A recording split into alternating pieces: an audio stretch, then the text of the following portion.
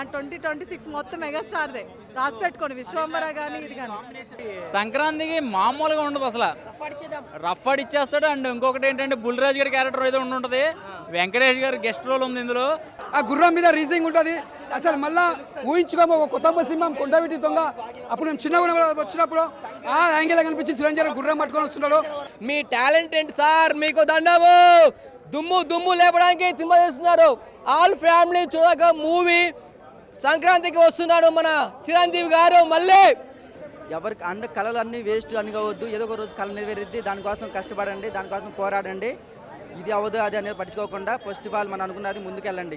35లో ఇంకా ఆగిపోయాడు ఆయన. అమృతం తాగాడు, అంజీ సినిమాలో అమృతం తాగాడు కదా, అలాగే ఉండిపోయాడు మెగాస్టార్. ఇంకెప్పటికీ ఆయనకి ఏజ్ పెరగదు. ఆన్ స్క్రీన్లో అసలు దారి వేరు అసలు. అంటే అనుకుంటాం అంటే తెర మీద మనం కొట్టి ఫైటింగ్లు అవి చేస్తాం, కానీ మామూలుగా చూతులకు ఆయన చాలా సున్నితమైన వ్యక్తి.